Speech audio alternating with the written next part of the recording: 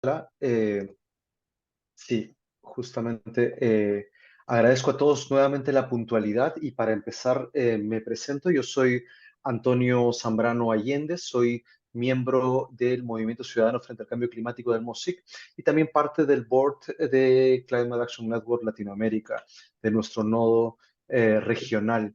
Eh, y quiero empezar la mañana o tarde, dependiendo en qué lugar de la región nos encontremos de hoy, presentando justamente un tema de este ciclo de debates, de charlas eh, posteriores a la COP28, a la COP que se acaba de desarrollar en Dubái, para profundizar algunos temas, ¿no? En particular, el día de hoy queremos aproximarnos a uno de los enfoques más polémicos y más urgentes para enfrentar el cambio climático, que es el de la transición energética, ¿no? De cómo debemos transformar nuestras matrices energéticas, la forma en la que no solamente producimos, generamos, distribuimos la energía eléctrica o la movilidad en nuestras sociedades, sino cómo debemos transicionar a formas mucho más sostenibles, ¿no?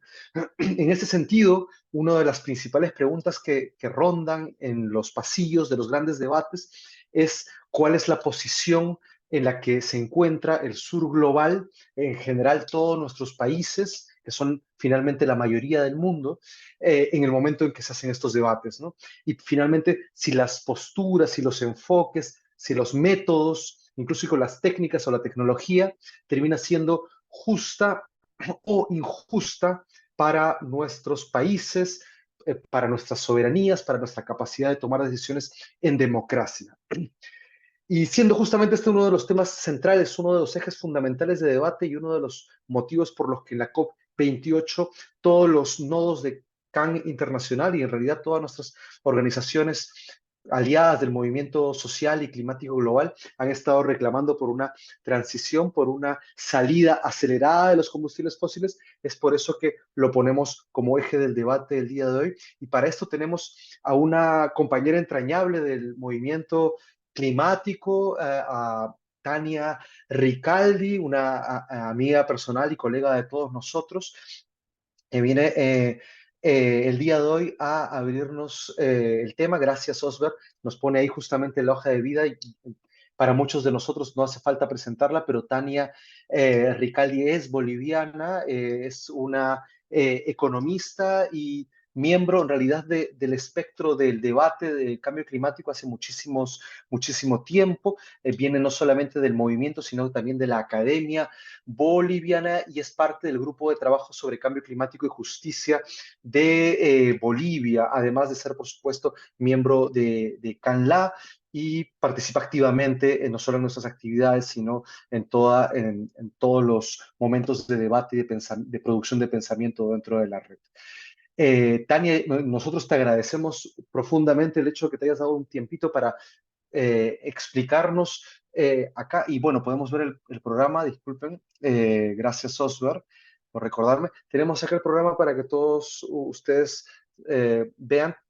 Tania va a tener 20 minutos de exposición, de presentación del marco de debate en el que nos estamos parando para empezar la discusión sobre transición energética y la idea es que podamos desarrollar los elementos más polémicos y los que generen algún tipo de preguntas o comentarios durante la segunda parte de la reunión del día de hoy, para lo cual vamos a abrir tanto las preguntas en el chat. Por favor, les pedimos a todos ustedes que puedan ir colocando sus principales interrogantes, los temas que consideran que han resultado más trascendentes, pero al mismo tiempo algunos de otros que no, por el tiempo, no puedan haber sido tocados durante la presentación para poder debatirlos en la segunda parte. Se les pide a todos que pongan en mudo su micrófono durante la presentación y que por favor, antes de hacer el uso de la palabra, puedan levantar sus manos con los emoticons o las reacciones que están a disposición en el Zoom para que podamos tener un debate lo más organizado y provechoso para todos que sea posible. Habiendo dicho eso y para ya no tomarme más tiempo del necesario, Tania, te agradecemos muchísimo el estar acá y tienes los próximos 20 minutos completamente a tu disposición para poder presentarnos el tema de manera breve y concisa. ¿Cómo estás, Tania? Hola Antonio, un gusto poder verte virtualmente. Agradecer a Canla Music por estos espacios de diálogo que se están generando en torno a lo que es los desafíos en distintos ámbitos a partir de lo que ha sido la COP28. Además en un contexto de crisis climática, ¿no? Bueno, a mí me han pedido que haga la presentación en relación a lo que es la transición energética. eh, y la transición energética, sin embargo, entre lo que es lo justo y lo injusto para el sur global, ¿no? Voy a organizar la presentación en algunos aspectos que tienen que ver especialmente con la transición energética en el escenario de la COP, es decir, cómo llegamos al escenario de la COP en términos energéticos, qué significa la transición energética para el sur global más allá de los resultados de la COP28, la transición energética como un proceso y un concepto en disputa y si nos da tiempo, ver también la transición energética popular justa e inclusiva, que es una propuesta que se está construyendo también desde el sur, pero que también entabla diálogo con otras propuestas que se está generando a partir de lo que ha sido un proceso también reflexivo de la red de transición energética popular. A ver, ¿dónde estamos o cómo llegamos en términos de transición energética al escenario de la COP28? En realidad, se llega al encuentro de la COP28 después de prácticamente 3 décadas de inacción, de incapacidad de realmente responder a los factores, las causas estructurales de la crisis y priorizar este escenario de la COP y todo este recorrido de las 3 décadas ha sido una priorización de negocios antes que la vida, ¿no? Una profundización en realidad de injusticias e inmoralidades que están detrás de lo que significa hoy la crisis climática como una manifestación más de la crisis sistémica. Según la evidencia científica, también hemos llegado aquí con eh, situaciones en las que el Panel Intergubernamental de Cambio Climático, la Agencia Internacional de Energía, el Programa de Naciones Unidas sobre Medio Ambiente, pero además las evidencias científicas nos muestran que no hay espacio para aumentar la producción de combustibles fósiles si se quieren cumplir los objetivos del Acuerdo de París. Y aquí remarco con rojo el Acuerdo de París porque es el escenario que hoy se convierte en una justificación y una para generar procesos de transición energética, impulsar procesos de transición energética que pueden convertirse en situaciones de más despojo, de más desposesión y de mayor extractivismo en América Latina. Además, llegamos también al escenario de la COP a través de lo que es y en un proceso de amplia promoción, subsidio, respaldo y planificación de procesos de expansión de la producción de combustibles fósiles, ¿no? Cada año, pese al Acuerdo de París, pese a todas las movilizaciones desde sociedad civil, pese a los acuerdos que se han ido generando, los combustibles fósiles siguen estando presentes en la matriz energética global, siguen siendo los factores que están definiendo toda la geopolítica energética a nivel global. Además, hay un aumento constante de las emisiones del sector energético. El 2022-2023 han mostrado también incrementos en las emisiones del sector energético con alguna disminución en el 2023 por el leve incremento de las energías renovables, pero que sin embargo hay una muy fuerte presencia de las emisiones o la participación de emisiones de parte del sector energético. Por tanto, estamos en un escenario donde se da todo un proceso de subsidio a la matriz energética fósil a partir de lo que son los recursos, la vida y el futuro de nuestros pueblos.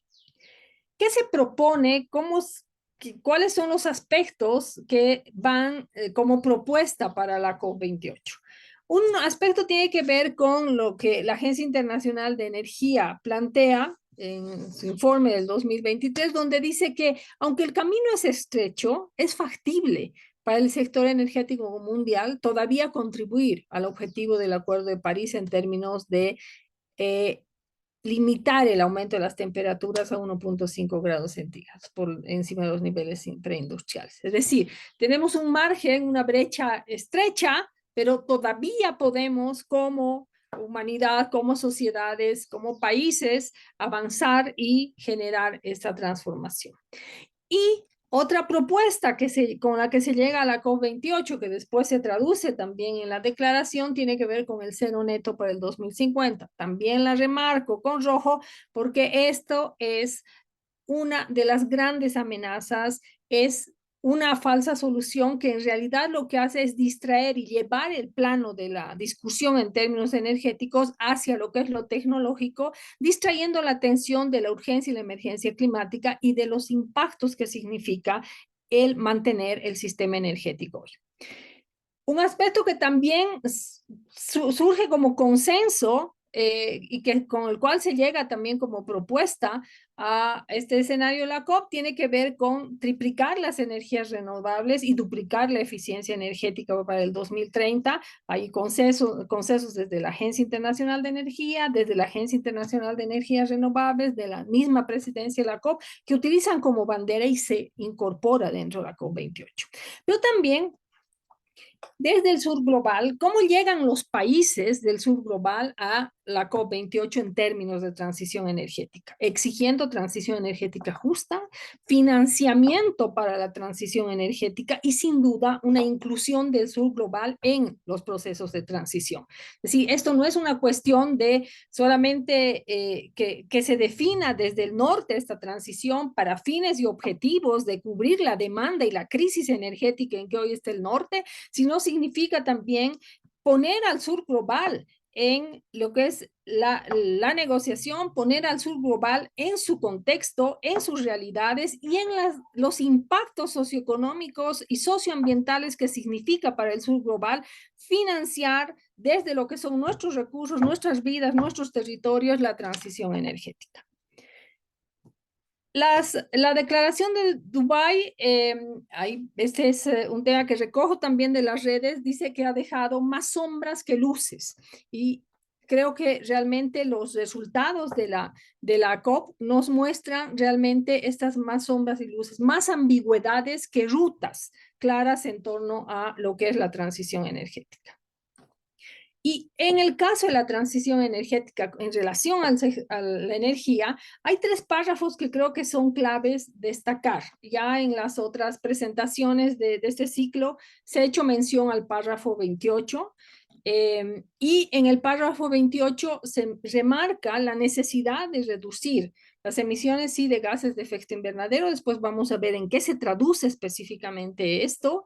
Hacen mención al acuerdo nuevamente de París con del 1.5 grados centígrados y piden a las partes de la convención contribuir a estos esfuerzos mundiales que vamos a ver en función al Acuerdo del París y sus diferentes circunstancias, trayectorias y enfoques nacionales. Esto significa que no hay una obligatoriedad. Como país, yo me puedo excusar en que las circunstancias, los contextos, los enfoques nacionales no permiten generar estos objetivos ambiciosos en términos de reducción de las emisiones de gases de efecto invernadero. El párrafo 29 abre con este texto de combustibles de transición, la posibilidad de generar y mantener estos combustibles fósiles, entre ellos el gas, que por los impactos que genera también es un tema que hay que tomar en cuenta, pero también otros combustibles que son considerados de transición, pero que al mismo tiempo reproducen la misma lógica del sistema energético perverso, el extractivismo y el rol de América Latina en el contexto global. El párrafo 30 también hace mención a que se celebre el incremento de tecnologías de mitigación y reducción de costos de tecnologías, especialmente en emisiones vinculadas con la energía eólica y la energía solar. Resultado de todo esto, de estos 3 párrafos, pero del proceso mismo de lo que ha sido la COP y los resultados que se han obtenido, ahí tenemos con claridad, los resultados son insuficientes para la magnitud que significa la magnitud, la emergencia y la urgencia que significa hoy la crisis climática. Y sin duda no ataca ni reconoce los factores estructurales de la crisis que viene a ser esta crisis sistémica, donde la crisis energética y climática es una manifestación.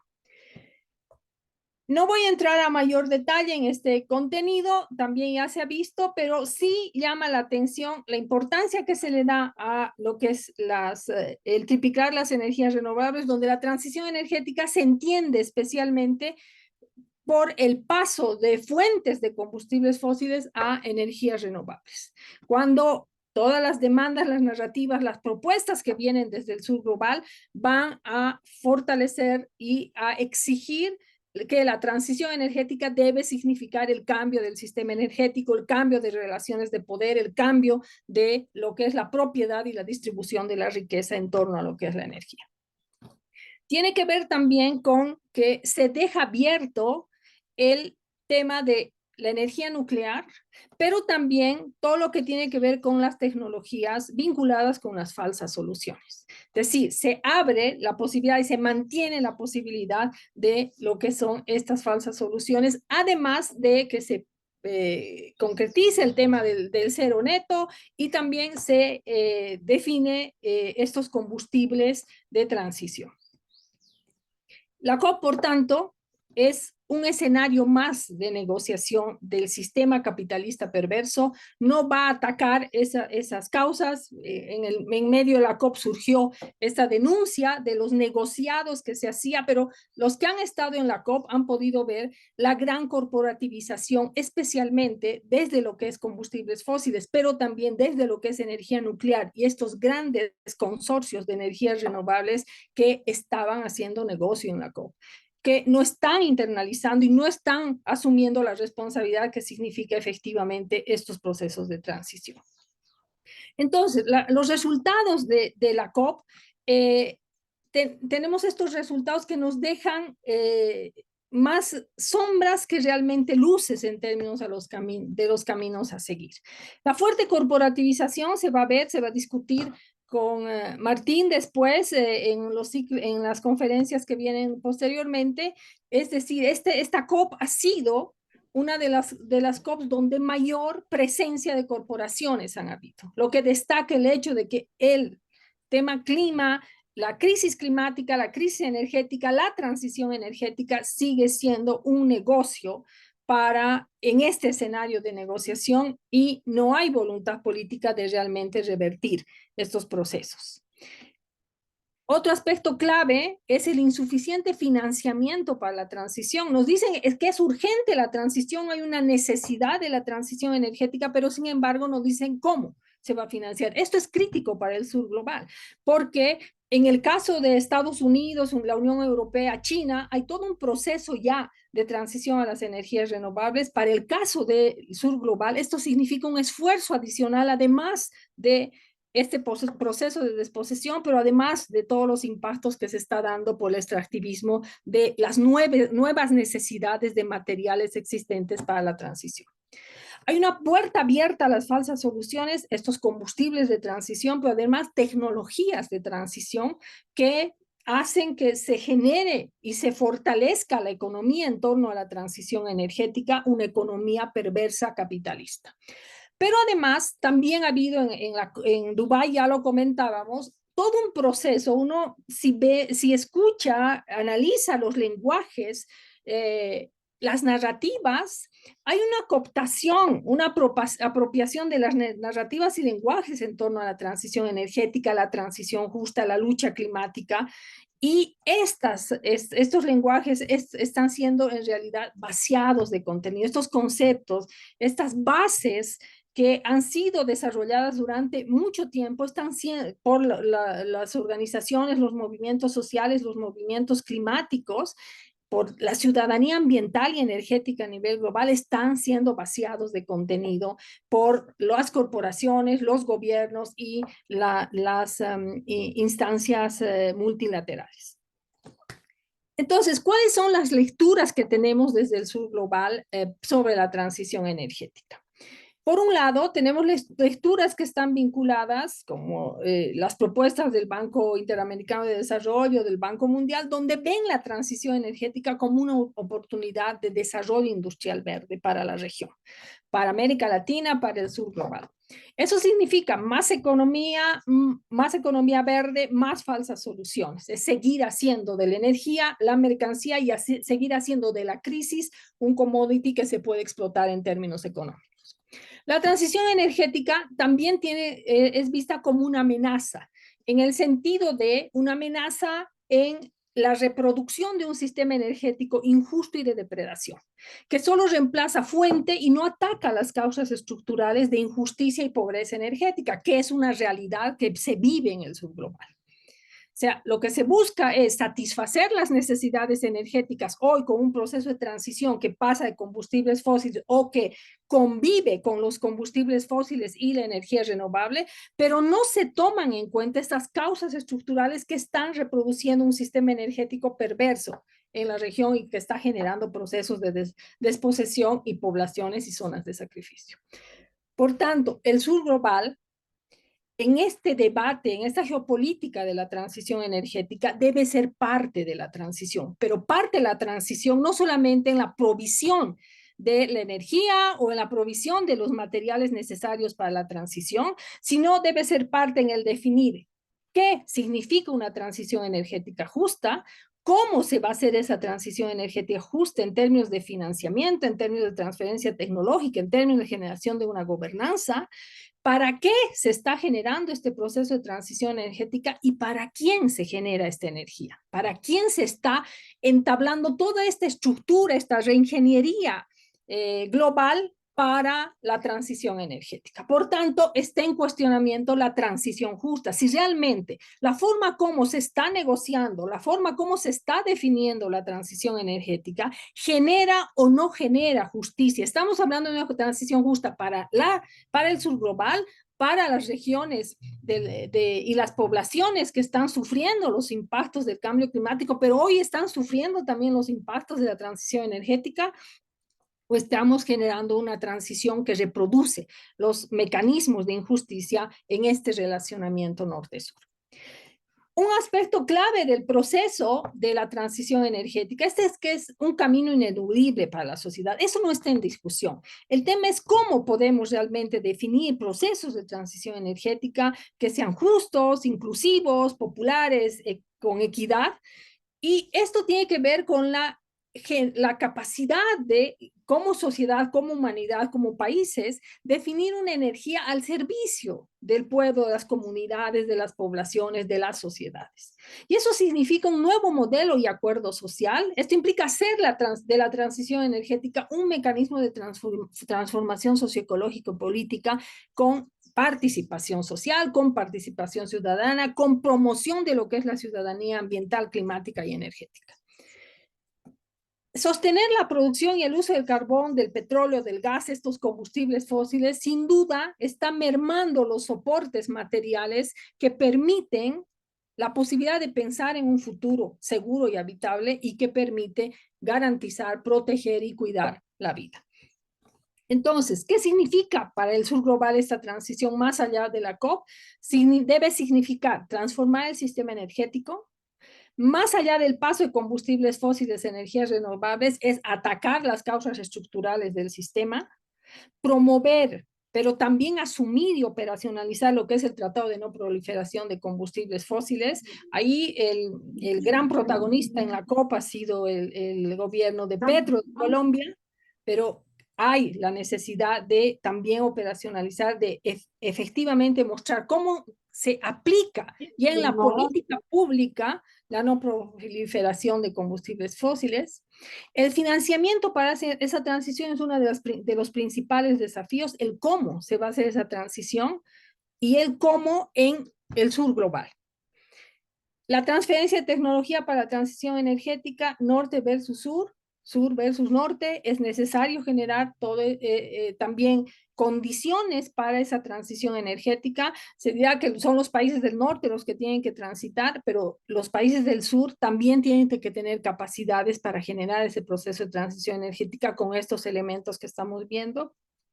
Significa, obviamente, el reconfigurar, toda una reingeniería y una reestructuración de lo que es la gobernanza del sector energético y una nueva cultura energética. No es solamente hablar de producción, qué tipo de combustibles, fuentes utilizamos en la matriz energética, sino significa también hablar del consumo.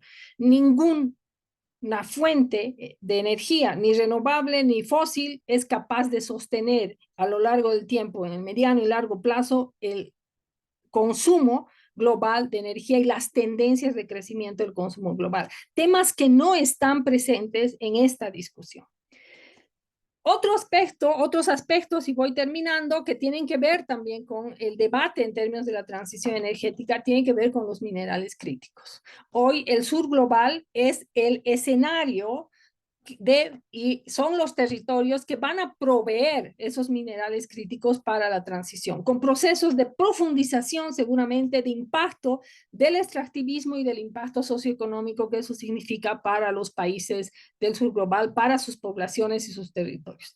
El tema de los biocombustibles, es importante tomar en cuenta y discutir el tema de los biocombustibles y qué significa esto para los países del sur. ¿Qué significa esto para la soberanía alimentaria y territorial hídrica de los países del sur?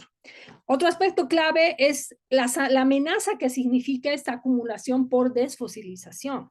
Es decir, ya el proceso de la transición energética y la excusa del 1.5 grados centígrados se está convirtiendo en la principal amenaza para el sur global porque es la justificación que está generando estos nuevos procesos de despojo y de desposesión por la acumulación por desfosilización.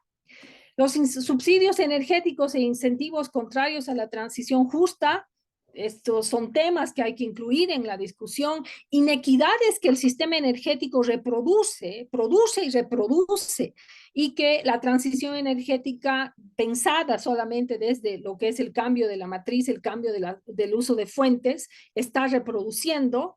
¿Cuál es el destino de la energía? ¿Esta transición energética va a alimentar la vorágine de consumo energético del norte global o de los países emergentes que están cada vez demandando mayor cantidad de energía, o va a satisfacer realmente las necesidades energéticas? No nos olvidemos que hay millones de personas en el sur global que no tienen acceso a energía y estamos diseñando un proceso de transición energética pensada para el norte, desde el norte y para el norte.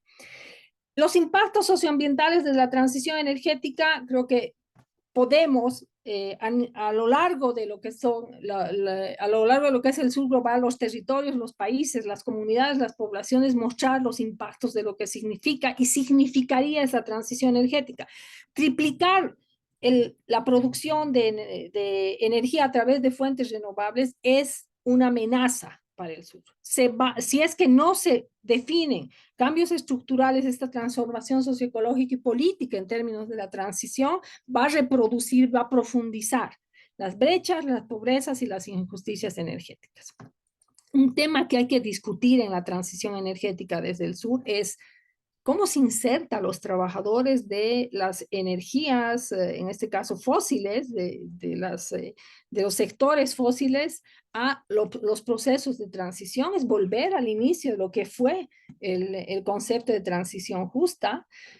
Poblaciones, comunidades, cómo se involucran en la transición justa, y también tiene que ver poner en la discusión la transición energética, la justicia, la inclusión y la equidad en la transición con enfoque de género, a partir de lo que es la incorporación también del enfoque de género en la discusión de la transición.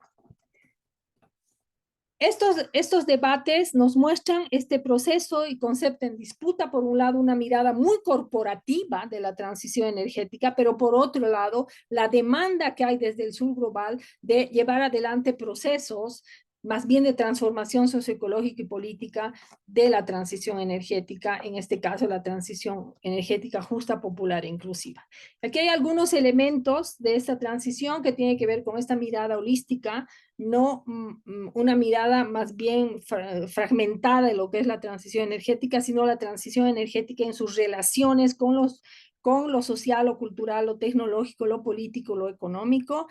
Tiene que ver con una redistribución del poder y la riqueza, tiene que ver como la energía como un derecho, no como una mercancía, tiene que ver con la generación de la energía respetando derechos de pueblos indígenas, territorios y madre tierra, significa el también recuperar lo que es la democratización de la energía, no solamente en cuanto a acceso a fuentes y coberturas, sino en términos de información, conocimiento y toma de decisiones respecto a las rutas de transición energética, significa resignificar la energía como un bien común, repensar y definir la producción y el consumo, cómo, para qué y para quién, y significa generar procesos de participación, impulsar procesos realmente de generación, de distribuir este concepto de prosumidor, consumidor y productor de energía que involucre justicia socioambiental, que lleve adelante procesos también de generación de economías locales, economías transformadoras desde la energía, que tenga como eje central lo que es la energía comunitaria, la economía comunitaria, la economía local, economías sociales y solidarias en torno a la energía, rechazar y hacer frente a las falsas soluciones, denunciar estas falsas soluciones, vincular la soberanía energética con lo que es la soberanía hídrica, la soberanía territorial, pero también la soberanía alimentaria que está en juego, especialmente en el caso de el sur global, la dignificación del acceso a la energía y tiene que ver con aspectos vinculados especialmente con hacer de la energía, hacer de la transición energética un proceso de transformación de esa realidad, cambiar el rol que ha significado históricamente el sur global en estos procesos de construcción y de desarrollo a nivel global. El, el sur global debe ser inserto en los procesos de transición energética, definiendo procesos, participación, pero además objetivos de la transición en términos de construir sociedades mucho más justas, más equitativas, con participación ciudadana, pero también en términos de permitir generar resiliencia para enfrentar la crisis energética. Gracias y estoy atenta a las preguntas y comentarios que puedan tener sobre el tema. Todo lo contrario, muchas gracias a ti, Tania, y a la forma tan sintética que nos has presentado un tema tan particularmente complejo. Y tenemos varias preguntas en el chat. Yo te las comento y se las comento a todas las personas que en este momento nos están escuchando. Y empezamos con Julio Lobo, que nos pregunta si las inversiones en las energías renovables en el mediano plazo tienen proyecciones muy altas en los reportes del IRENA en varios lugares del planeta. ¿Cómo entiende este proyecto o esta perspectiva? Eh, no sé si prefieres, Tania, responder rápidamente y hacemos un ping-pong con preguntas porque hay una lista un poquito larga de ellas.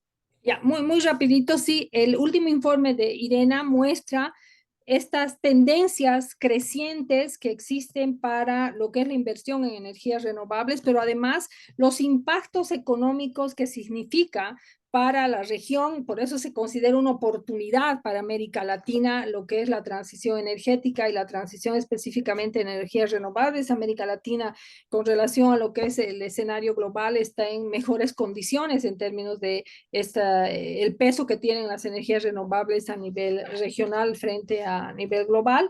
Y el IRENA muestra cómo esta es una oportunidad regional en términos de inversión, en términos de generación de economía y en términos de generación de empleo, ¿no? Entonces, por eso hay una mirada vinculada con la oportunidad. Puede ser una oportunidad, pero si cambiamos las reglas de juego para generar estos procesos de transición. Perfecto, gracias, Tania. La siguiente pregunta es, en base a tu experiencia y el análisis realizado a los resultados de la COP28, ¿cuál sería la solución ideal que debemos seguir para lograr los ODS de manera integral? ¿Es posible y es viable? Yo creo que Al final los ODS responden también a esta mirada de la necesidad de construir un proceso de sostenibilidad, pero sin cambiar las condiciones y las reglas de juego de este proceso, ¿no? Yo creo que sí es viable, pero si realmente vamos generando esas condiciones a nivel especialmente del subglobal de generar estos procesos de transición vinculados con lo que es la transformación en realidad socioecológica, política, no es posible los objetivos de desarrollo sostenible en el marco de lo que es este modelo de desarrollo, esta visión y esa carrera acelerada hacia lo que es el desarrollo, lo único que hacen significan indicadores vacíos, sin esencia, que no va a transformar la realidad y las injusticias y las inequidades que existen, no solamente en el ámbito energético, a nivel global, en los territorios, en el ámbito económico, el reducir lo que son incluso las condiciones de seguridad y soberanía alimentaria de los pueblos. Entonces, realmente son indicadores, pero esos indicadores para tener realmente una esencia de transformación deben cambiar las condiciones y las relaciones norte-sur, las relaciones en términos económicos, políticos y especialmente en términos ecológicos. Gracias, Tania. Se están multiplicando las preguntas, pero continúo con la lista tal y como la tenemos. Y nos pregunta también Julio Ordóñez, eh, ¿estamos sujetos a los caprichos de la naturaleza que está alterada por el cambio climático?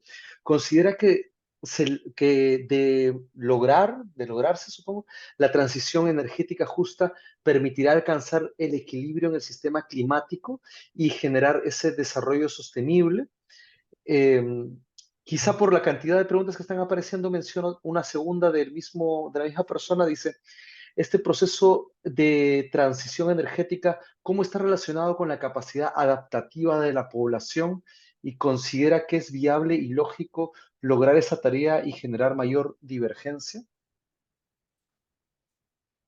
Ok, con relación a la transición energética justa, eh, yo creo que es en realidad el poder hacer frente a la crisis climática requiere muchas más acciones que solamente la transición energética justa. Pero la transición energética justa, esta demanda y exigencia que hay desde el sur global, desde las organizaciones y movimientos ambientales, sociales del sur global, lo que buscan es que la transición energética no sea otro factor de profundización de las brechas, las inequidades y las injusticias. Creo que el atender la crisis climática significa el incorporar distintas dimensiones de accionar, no solamente la transición energética, pero lo que se quiere evitar es que la transición energética se convierta en una amenaza más para el sur global, para nuestros territorios y nuestros pueblos. Sin duda se requiere una capacidad adaptativa. La transición energética y los procesos de transición en realidad vinculados con el definir nuevas culturas de vida significan todo un proceso de adaptación, ya no es una opción, es una realidad. Lo que está en juego es si es una transición traumática donde se van a tener que subir los que puedan subirse y van a quedar fuera muchos, o es una transición planificada donde no se traduzca en incremento de las brechas de injusticias y genere todo un proceso también de adaptación a la transición. Entonces, sí hay la necesidad de ir generando esta capacidad adaptativa y generar toda una reingeniería en la gobernanza de la energía, pero también en la gobernanza en términos de la convivencia socioecológica que requiere la región y el planeta. Gracias, Tania. Aún tenemos varias preguntas por delante y resumo lo que nos dice Luciano Talavera, considerando que durante la COP28 los países latinoamericanos fueron los que más promovieron un mayor alcance de la transición justa hacia la dimensión como de los derechos humanos, desarrollo sostenible y trabajo decente. ¿Por qué se refiere solo al sector energético al hablar de transición justa? Y ahí nos dice él, creo que faltó también analizar el Just Transition Work Program y no solo el GST. Entonces, como análisis crítico, quizá tenemos este esta perspectiva y lo junto con el siguiente. En otras palabras, debemos pedir que nos den dinero a los países, desde los países desarrollados para la transición a las energías renovables. Me parece que es más una opinión. No sé si quieres decir algún elemento más, Sí, en Tania. realidad ahí hay que considerarlo de acuerdo en términos de los derechos y lo que es el empleo digno, también el trabajo digno vinculado con lo que son los procesos de transición. Por eso en la última parte mencionaba estos elementos que creo que sí son importantes poner en la mesa de discusión y hacer un análisis. Cuando hablamos de transición energética, podemos hablar horas de la transición energética, días de la transición energética. He intentado recoger algunos de los elementos que están o que han estado presentes, no todos obviamente.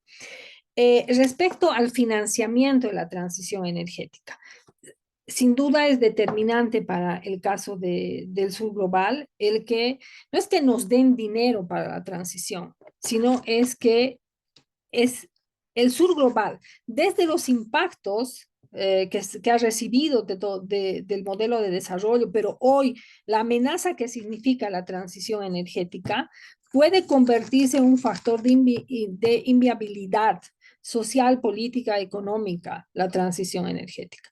Por tanto, es importante que este proceso de transición también esté respaldada por financiamiento. ¿Por qué financiamiento? Financiamiento por también el daño y pérdida que significa para la región y que ha significado para la región el perder esas capacidades también en términos de la transferencia de recursos, transferencia de territorios, transferencia en términos de impactos territoriales, transferencia en términos de los costos sociales también que ha significado para la región.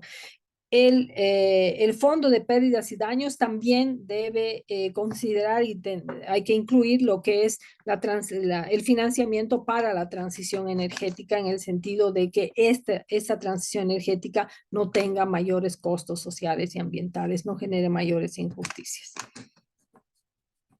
Gracias, Tania. Aún tenemos 4 preguntas, creo que son las últimas que nos da el tiempo. La siguiente sería, bueno, te agradece nuevamente por la presentación y si podrías desarrollar un poco más sobre las amenazas para América Latina de triplicar las energías renovables.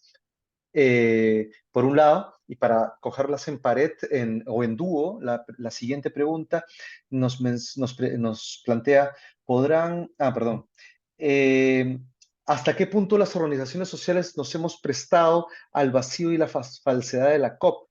Nos menciona Alejandra. ¿Qué podemos hacer para que deje de continuar este espacio de que por 30 años, lejos de contribuir a frenar la crisis climática, está contribuyendo a agudizarla? Bueno, es un comentario también, pero una pregunta.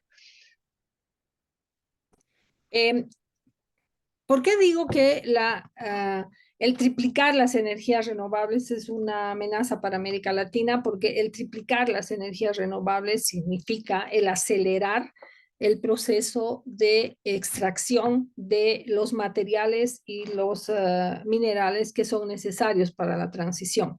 Pero también significa una carrera acelerada en términos de megaproyectos de energías renovables a nivel también de la región. Y no solamente financiados o impulsados por los gobiernos, sino también impulsados por las corporaciones.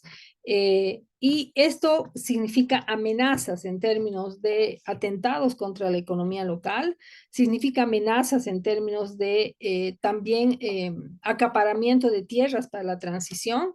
Tiene que ver también con el tema de biocombustibles. Eh, la transición energética, teniendo también a los biocombustibles como una alternativa energética, significa el masificar, ¿no?, la producción en términos de palma africana y caña de azúcar a nivel regional. De hecho, en Bolivia, por ejemplo, ya tenemos y en varios países de la región se están impulsando este reemplazo de lo que son cultivos destinados a la alimentación o incluso a la exportación por este nuevo negocio que significa la transición energética.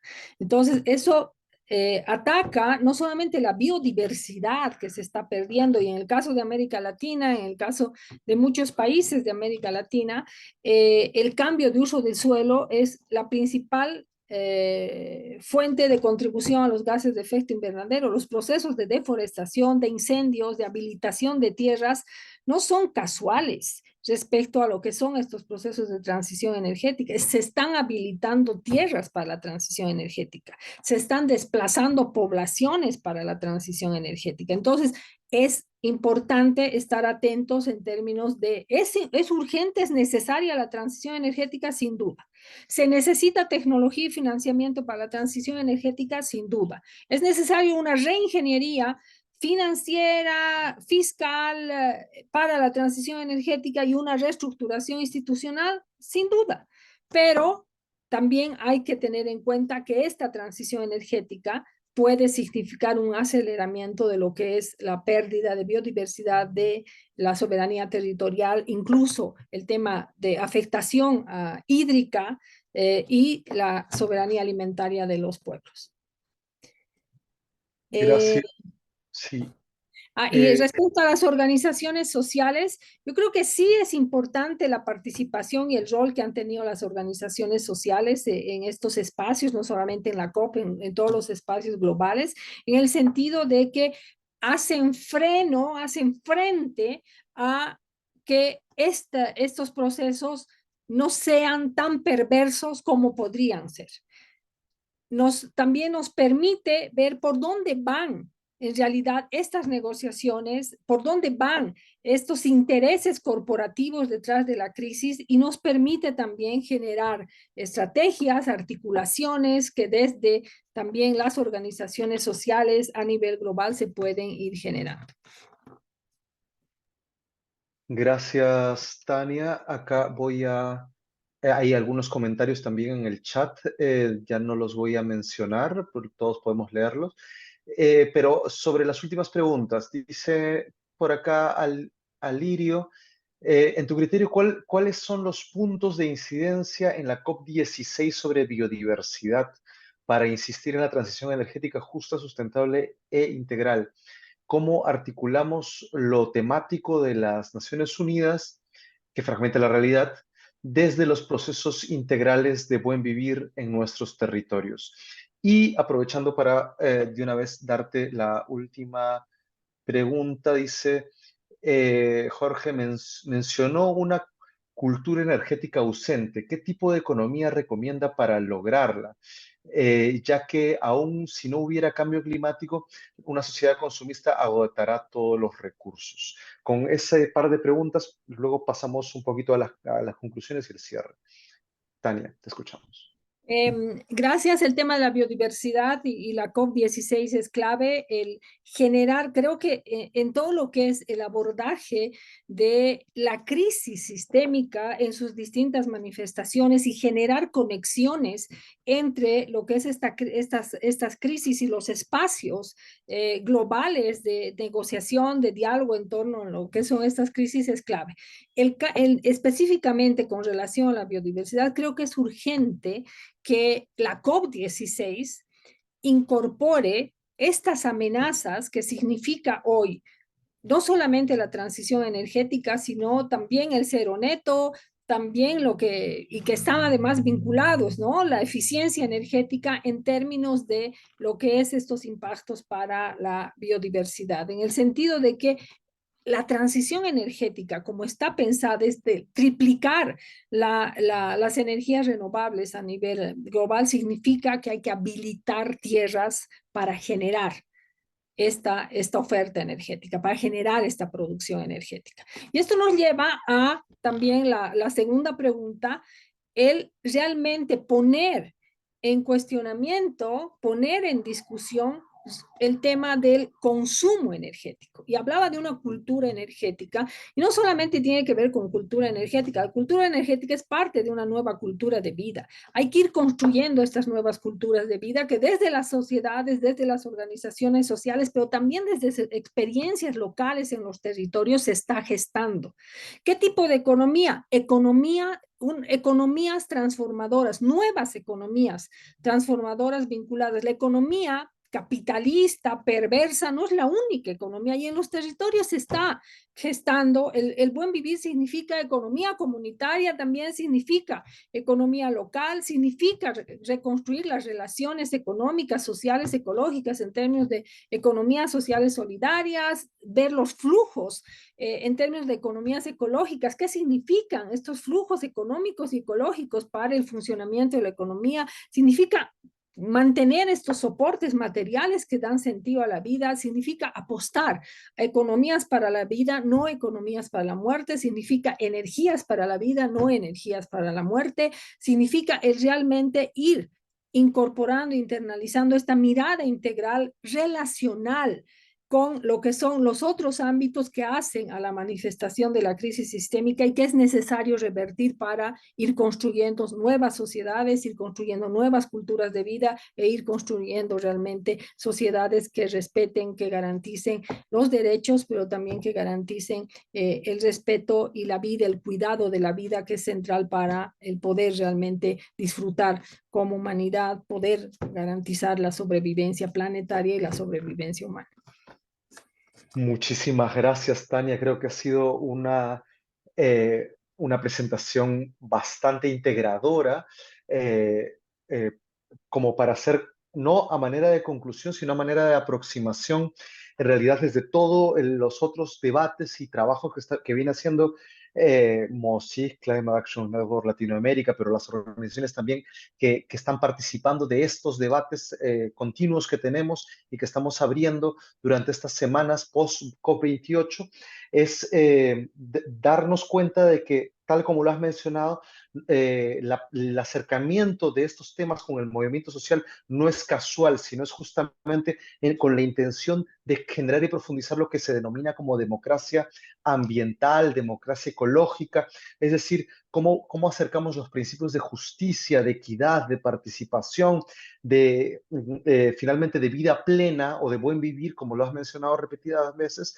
a un proyecto de sociedad distinto, ¿no? Es decir, cómo podemos hacer que nuestras democracias, que muchas veces son calificadas como de baja intensidad por algunos, pero por otros como preñada de posibilidades, de futuro, de esperanza, al menos en nuestra región latinoamericana, que suele estar tan convulsionada, tiene este factor que implica la creatividad y en realidad la agenda ya existente desde hace décadas del movimiento social que apela justamente por poder involucrarse en estos procesos de transformación, ¿no? Es decir, que no sean procesos de transformación corporativa, sino, como tú bien lo has dicho, procesos de transformación popular, procesos de transformación inclusiva, ¿no? Y para esto justamente consideramos que la transición energética es un territorio en disputa, es un territorio en el que estos debates y la posibilidad de socializar cada vez más las preguntas, los intereses y las dificultades de esclarecer también temas que a veces son bastante complejos, tenemos a través de estos espacios que por desgracia son virtuales, ¿no? Pero en esta virtualidad podemos llegar justamente a más miembros de nuestra red que crece día a día.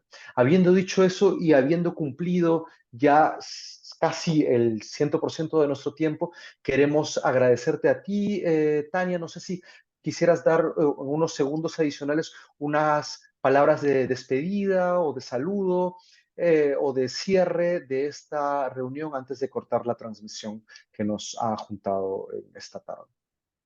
No, sí, gracias nuevamente, agradecer, gracias por esas preguntas que también nos permite mirar, ¿no? Este escenario complejo en el que nos tenemos que mover, pero creo que desde las organizaciones sociales ya hay una agenda, como decía Antonio, hay una agenda que está guiando también el proceso en torno a cómo hacemos frente a estas perversidades que la corporativización de las negociaciones y la corporativización de las soluciones nos están planteando. Creo que es fundamental el articularse mucho más, el definir una agenda común, no tener estas acciones separadas, sino más bien fortalecer una articulación y una acción global desde el sur global, desde lo que son los territorios, las organizaciones sociales, y especialmente creo que también tiene que ver con celebrar las alternativas.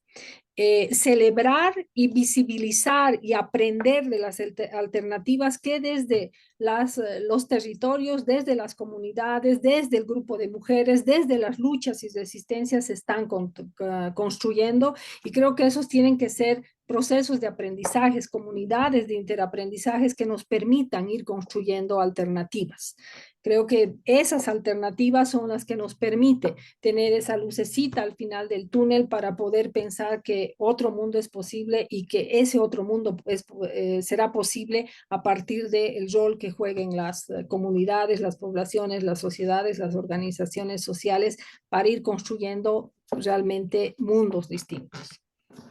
Muchas gracias, Tania. Nuevamente hemos llegado a los 100 participantes y yo hace bastante tiempo que no veía tal cantidad y convergencia de personas en un debate como esto, lo cual justamente nos da la esperanza de que hay una movilización y una necesidad de profundizar estos temas, ¿no? Y quiero cerrar además agradeciendo a todas las personas que han participado y seguramente a todos los que posteriormente verán esta grabación colgada en nuestras redes e invitarlos a todos a que este ciclo de charlas y debate continúa. La idea es proyectar una participación más intensa en nuestras comunidades y afianzar los lazos de esta patria grande que nos une en la región latinoamericana, ¿no?